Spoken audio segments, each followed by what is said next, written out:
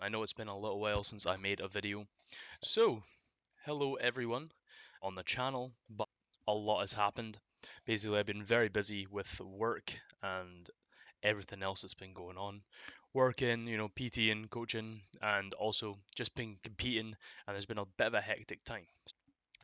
All that being said, I'm doing my recap from the comp that I just finished, which was the Scottish Classics, basically Scottish Nationals. What happened was everything was going really well, everything smooth, and then I ended up tearing my thumb. I'll probably put some footage in around the video, but yeah, I ended up tearing my thumb. It was pretty rough, so I ended up calling it after my opening deadlift, which was really annoying. Horrible result. As I say, we move. I wanted to recap this before I make any more content on the channel, just to keep everything flowing, keep everything in order, and keep everyone in the loop of what's happening. So, yeah, without further ado, let's jump into the recap. So the first clip we're going to go into is my squat opener. So I was feeling really confident when it came to squats. For me anyway, it's kind of like my dark horse lift, something that I never really have to think about too much. Always tends to go pretty well. So Let's see it now, Omar. Yeah. I chose to load 255 because, well, I'm, as I say, a confident squatter. 255 didn't feel like the craziest jump in the world. I just felt confident really taking it. But as you see, it worked. It worked really well.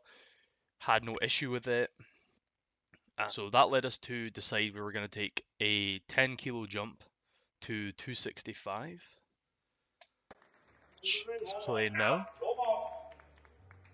Now I was confident as hell for this 265. I'd done 265, 260 training so many times that there was no chance in my head that this was going to go wrong.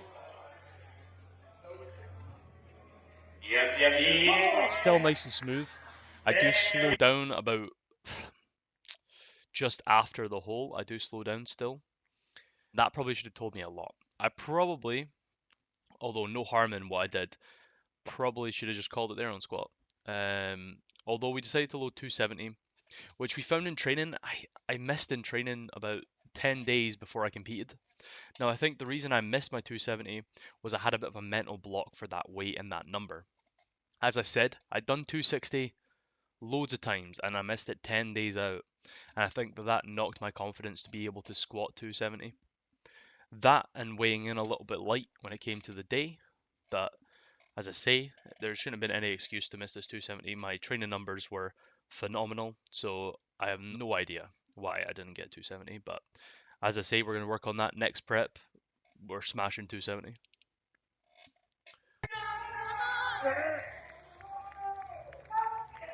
Let's see it now. Come on.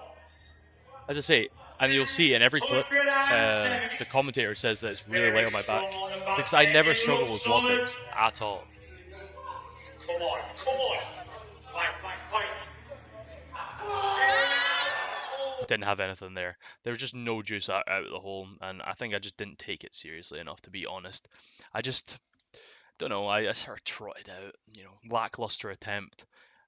Something we're really going to work on is getting arousal to the point we need it to be lifting these maximal weights, because I think that is where it comes into it. I'm just not really giving myself the best chance when it comes to trying these maximal weights, and I think that's just it's something silly that I really shouldn't be doing.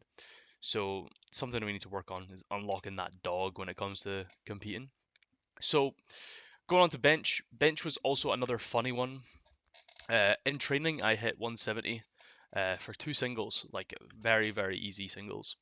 So I was super confident that I was going to get 170 on comp day, because I always pause. All my training is always to a very good standard. I squat, usually about 2 inches below depth. I'm a kind of like an ass to grass kind of guy, so that's never a problem. That's never, that cropped into my head. The one problem I was having with bench was my ass kept coming up in training, but I did complete a rep of 170 without my ass coming up, so but I was just being very inconsistent. The thing is, with bench, it's always hit or miss, especially in competition. I was also having a real weird problem with the illegal bar. It was shaking, and I don't know if that was because I was nervous or whether the bar actually had something wrong with it or the collars weren't tightened properly. I had quite a few people come up to me and ask me what was wrong with the bar. So clearly, I wasn't the only one noticing this, but that's fine. So 155 opener, I thought was really conservative, gave me some leeway to try and select that 170. Super easy opener for me as well. I've done, that sort of weight hundreds of times.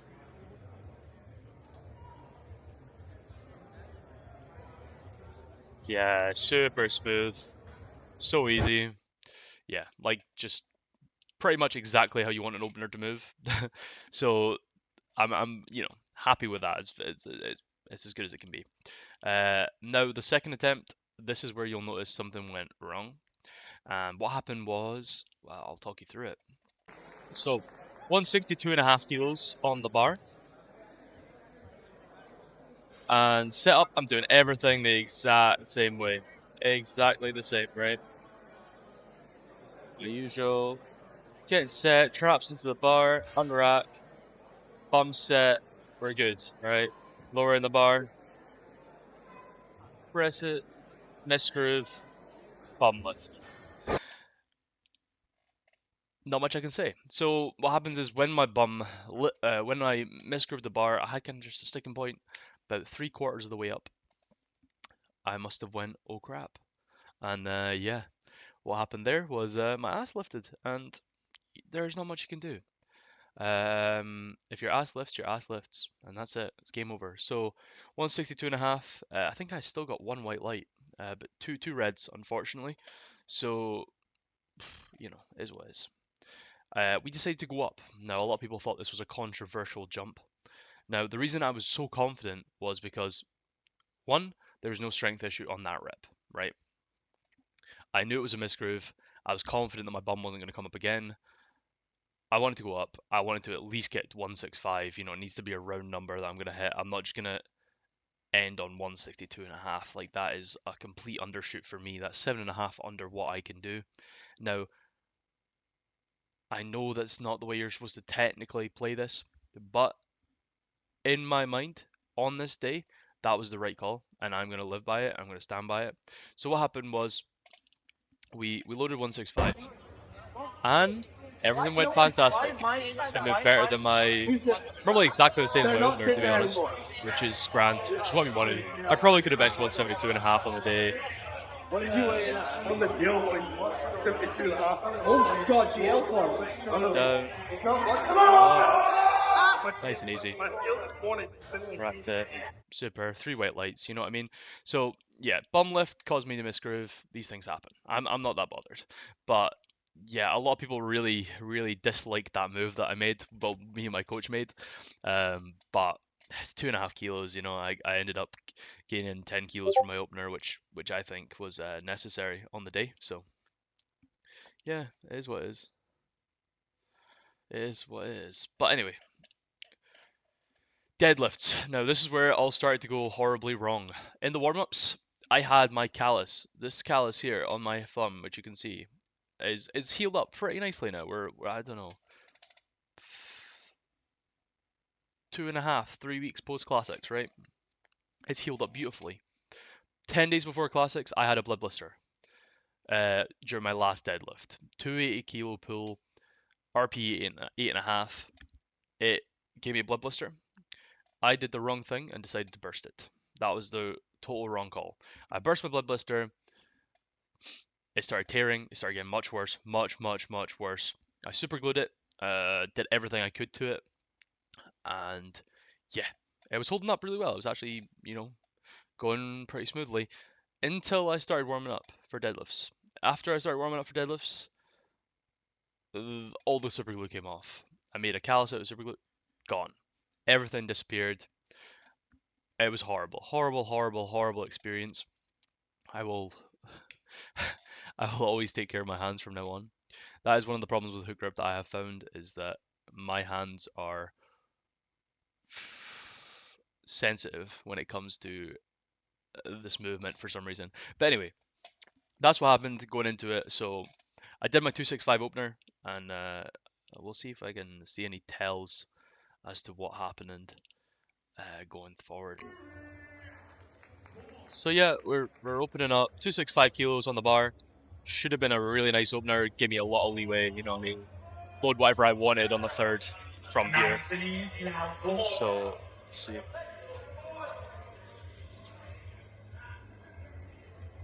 Yes.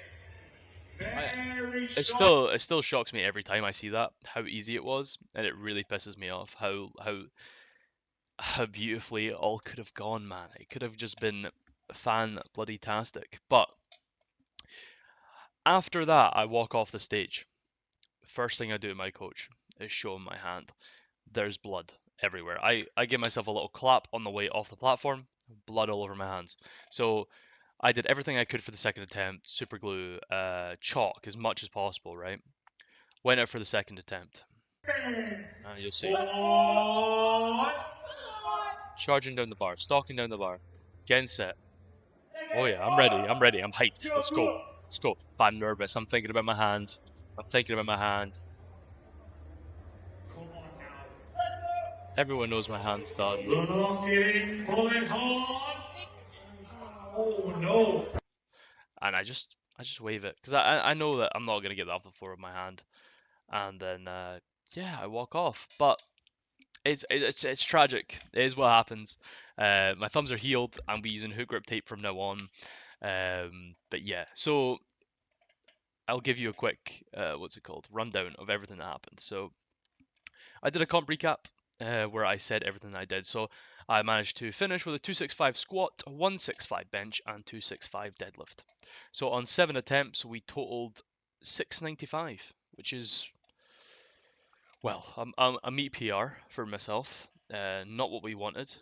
Obviously, I'm still a junior, but 10 kilo deadlift PB, 12.5 kilo bench PB, and 17.5 squat PB. So, yeah, can't really moan about it. I'm very happy, you know what I mean? And there was definitely another 20 kilos to be taken on deadlift. Like, there really was. We're running it back. I've been selected to represent Scotland in the Commonwealths. So we will be going to South Africa in October to compete in bench only and classic full power. So that'll be really good fun. Obviously, prep has started. I am going to start this prep series, and I'm hoping that everyone will enjoy it and watch it.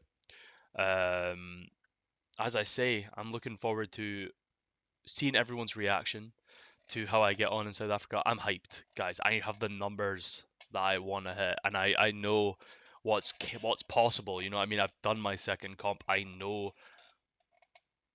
what's gonna happen. I know from training now what's gonna happen, and I'm more locked in than I've ever been. I thought I was locked in for classics, man. This is different. I'm hyped. But yeah, as I say, PR total. Wanted to do this quick little video to run down everything that happened, but as I say, for all it was worth, I was super nervous on the day, and everyone supported me. The place was brilliant. I should have been more locked in, and I should have done everything that I could and taken better care of my hands. That's it. But as I say, thank you for watching this breakdown. I will get a new video up shortly.